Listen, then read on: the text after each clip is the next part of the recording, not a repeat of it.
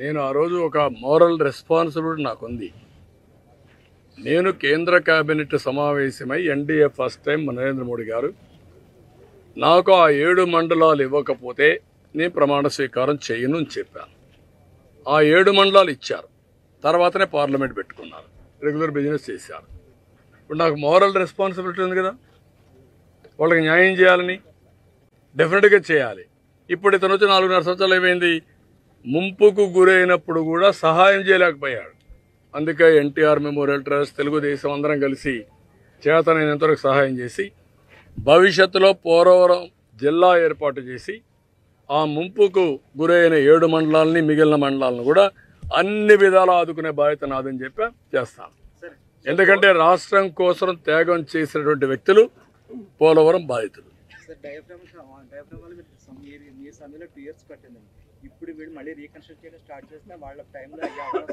ఇప్పుడు టైం కూడా అయిపోయింది, వాళ్ళు ఎక్స్పైరీ డేట్ వచ్చేసింది వాళ్ళది కాదా. ఇప్పుడు డిసెంబర్ దాకా ఏం కాదు, వర్షాలు డిసెంబర్ తర్వాత అప్పుడు వీళ్ళు ఏమీ చేయలేరు. అంటే దీన్ని బట్టి మనం ప్లాన్ చేసుకోవాలంతే. అదేమా వాళ్ళు 2 వర్షాలు చెప్పారు, నువ్వు చెప్తున్నా కదా. ఒకటి డ్యామేజ్ అయ్యింది, గవర్నమెంట్ ఆఫ్ ఇండియా పీపీఏ కానీ సిడబ్ల్యూసీ కానీ వాళ్ళంతా ఎస్టిమేట్ చేసింది. ఆ డ్యామేజ్ని రెక్టిఫై చేయడానికి కూడా చేయొచ్చు, అవి చేయమంటున్నారు.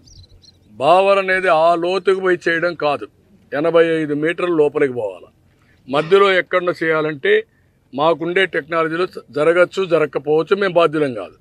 అప్పుడు స్వీపేజ్ మామూలుగా ఉంటుంది. అంటే ఇంకొక మార్గం ఏంటి, 800 కోట్లు ఖర్చు పెట్టి కొత్త డయాఫామ్ వాళ్ళు కట్టాలి పక్కనే. ఇది 800 కోట్లు అవుతుందా, 1000 కోట్లు అవుతుందా వాళ్ళు ఒప్పుకోవాలి. ఇది కాంప్లికేషన్. వీళ్ళకి ఎవ్వరికి అవగాహన లేదు. ఇప్పుడు నేను మాట్లాడినంత కనీసం ఈ మాత్రం ఎక్సర్సైజ్ మంత్రి కానీ సీఎం కానీ చేశారా? ఈ మాత్రం ఎక్సర్సైజ్ ఉందా? మీకు క్లారిటీ ఇచ్చారా?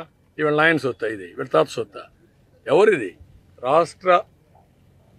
రాష్ట్రానికి ఇది ఒక మూలం, ఒక లైఫ్ లైన్.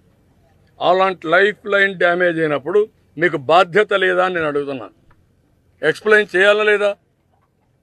అందుకే నేను డిమాండ్ చేస్తున్నాను, ఎక్స్ప్లెయిన్ చేయండి, వాస్తవాలు చెప్పండి, దాచిపెట్టద్దండి. ఇంకా దాచిపెడితే ఇది ఇంకా కంపు కొట్టడం తప్ప, కుళ్ళిపోవడం తప్ప జరిగేది ఏముండదు. బాబు గారు, మీ హయాంలో ఈ యొక్క పోలవరం ప్రాజెక్ట్ చాలా ఛాలెంజింగ్గా తీసుకుని పనిచేశారు. అప్పుడు ఇతర ప్రాంతాల నుంచే కాకుండా ఇతర రాష్ట్రాల నుంచి కూడా ఏసీ బస్సులు వేసి ఇక్కడ ఏం జరుగుతుంది అనేది బాహ్య ప్రపంచానికి తెలిసే విధంగా చేశారు. ఇప్పుడు ఇక్కడ ఏం జరుగుతుంది అనేది కూడా రిస్ట్రిక్ట్ ఏరియా కింద పెట్టేసి ఎవరిని రానికుండా చేస్తున్న పరిస్థితి. దీని మీద ఇలాంటి జీవనాడైన పోలవరం ప్రాజెక్టు ఇప్పుడు కూడా సీఎం జగన్మోహన్ రెడ్డి సమీక్ష ఇప్పుడు నిర్వహించారు. దీనికి సంబంధించి ఇరిగేషన్ మంత్రి ఏమో అవగాహన లేకుండా మాట్లాడుతున్నారు. మీరు ఈ పోలవరం ప్రాజెక్టు గురించి ప్రభుత్వానికి ఇచ్చే సలహా ఏంటి సార్? మీ అమలు వినేవాడికి సలహా ఇవ్వచ్చు, మూర్ఖుడు ఎదురుదారి చేసేవాడికి ఏం సలహా ఇస్తాం? రేపు చూస్తారు మీరు, ఆంబూతుల మరికి ఎగురుతారు, ఒక్కొక్కటి రంకెలు వేస్తారు. రంకెలు వేసేవాడికి ఎవరికేం చెప్తాం? ఆ రంకెలు తగ్గాలంటే ప్రజలు వీరోచితంగా వీళ్ళని కట్టడి చేయాలి.